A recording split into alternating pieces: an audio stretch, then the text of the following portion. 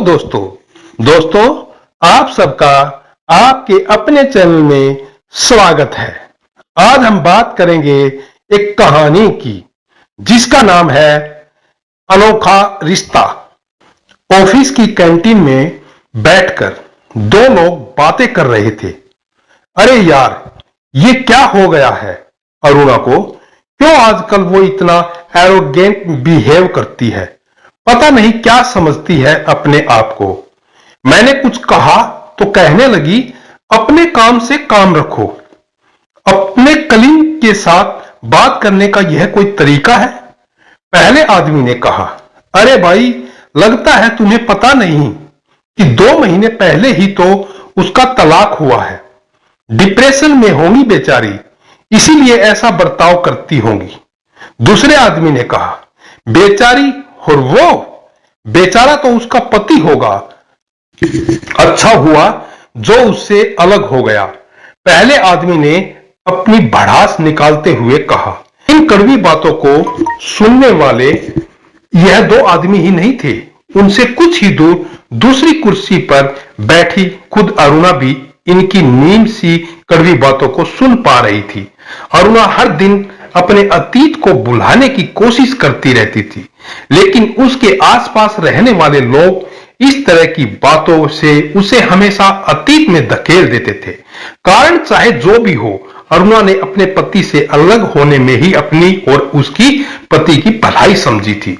उससे ज्यादा तो उसका पति तलाक चाहता था। ऐसा नहीं कि अरुणा ने अपनी शादी बचाने का प्रयत्न नहीं किया था, लेकिन अंत में उसको भी मानना पड़ा कि इस शादी में उन दोनों किसी कैदी की तरह रह रहे थे, इसीलिए उसे तोड़कर दोनों को आजाद होना ही बेहतर होगा। रिश्ता चाहे अच्छा टूटे या बुरा, दर्द तो होता ही है और इसी दर्द से अरुणा गुजर रही थी। इसीलिए स्वाभाविक है कि उसके व्यवहार में थोड़ा बदलाव तो होना ही था। लेकिन हर किसी को यह खुशनसीबी नहीं मिलती कि उसके आसपास के लोग उसको अच्छे से समझ पाए।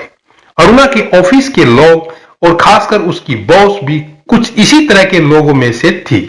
उसे सिर्फ काम से मतलब था। किसी भी एम्प्लॉय की पर्सनल लाइफ से वो हमेशा दूर ही रहती थी। खराब मन और समय के चलते अरुणा उस तरह से परफॉर्म नहीं कर पा रही थी जैसे वह पहले करती थी, और इससे उसकी बॉस काफी नाराज थी। उसी नाराजगी को दर्शाने के लिए बॉस ने उसे अपने ऑफिस में बुलाया था। बॉस उसे दिखा रही थी कि कैसे उसके परफॉर्मेंस का ग्राफ पिछले 2 महीने के दौरान 40% से गिर गया है। बीच में ही अरुणा के मोबाइल पर मां का फोन आता है। बॉस के ऑफिस में होने के कारण अरुणा उसे साइलेंट पर कर देती है और फोन उठाती नहीं है। अरुणा देख पाती है कि इस मोबाइल की वजह से बॉस का मूड खराब हो रहा था। अरुणा ने उनसे अपनी तकलीफ बतानी चाहिए। मैडम, मेरे जिंदगी में कुछ।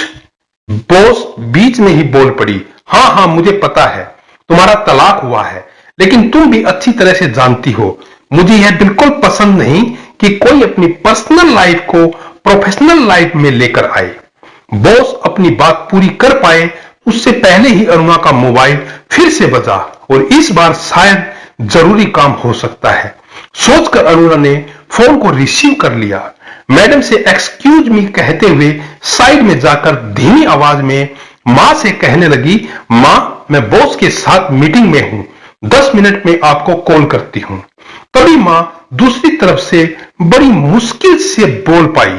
मुझे सांस लेने में अरुणा को यह समझते देर नहीं लगी कि बीपी की दवाई नहीं खाई होंगी, इसीलिए अब उनका बीपी लो हो गया होगा और सांस लेने में तकलीफ हो रही होगी।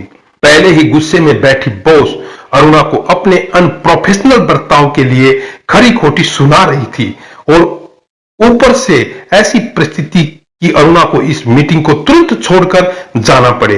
अरुणा ने वही किया जो उसे करना चाहिए था। वो अपने बॉस को सॉरी बोलकर तुरंत मां की हेल्प करने के लिए दौड़ पड़ी, ये जानते हुए भी कि शायद उसके परिणाम स्वरूप उसकी नौकरी भी जा सकती है। टैक्सी में तेजी से घर की तरफ जा रही अरुणा के दिमाग में कई विचार चल रहे थे, जैसे कि मां को कुछ हो तो नहीं जाएगा, मेरे पहुंचने तक वो सरवाइव कर पाएंगे या नहीं। ऐसे वक्त में ये सुभाष कहां चला गया होगा। वो सुभाष को 2-3 बार फोन कर चुकी थी ताकि अगर वो नजदीक हो तो तब तक पहले पहुंचकर उन्हें दवाई खिला सके, लेकिन वो फोन नहीं उठा रहा था। फिर वो मन ही मन भगवान से मां की सलामती के लिए प्रार्थना करने लगी। 1 घंटा 25 मिनट के बाद वो घर पहुंचती है तो दौड़ी दौड़ी घर के अंदर जाती है। मां लगभग अधमरी सी एक सांस के लिए तड़प रही थी। अरुणा उन्हें पानी और दवाई पिलाती है और बेड पर आराम से लेटाती है और उनके पास बैठकर उनके हाथ और पैर दबाती है, जिससे उन्हें थोड़ा आराम मिलता है। आधा घंटा बीतने के बाद मां को अब अच्छा महसूस होने लगता है। मां अरुणा की ओर एकटक देख रही थी। उनके आंखों में आंसू थे। अरुणा ने उनके आंसू पोंछे और उन्हें रोने के लिए मना किया। मां ने कांपती हुई आवाज में कहा, अरुणा, आज तुम नहीं आती तो शायद मैं। अरुणा ने उनके मुंह पर हाथ रखते हुए कहा, कैसे नहीं आती मां? तकलीफ में हो और बहू ना आए, ऐसा हो नहीं सकता।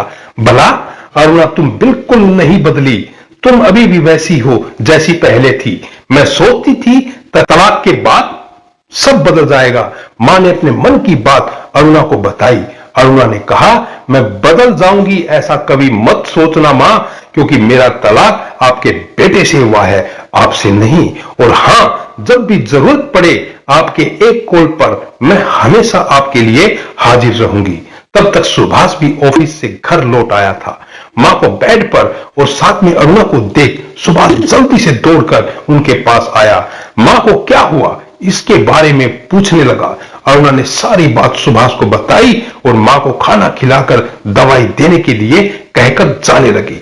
सुभाष ने अरुणा से कहा, शुक्रिया, तुमने मां के लिए इतना कुछ किया। अरुणा जाते जाते सुभाष से कह गई, कुछ रिश्तों के नाम नहीं होते, लेकिन कुछ रिश्ते दिल से भी निभाए जाते हैं।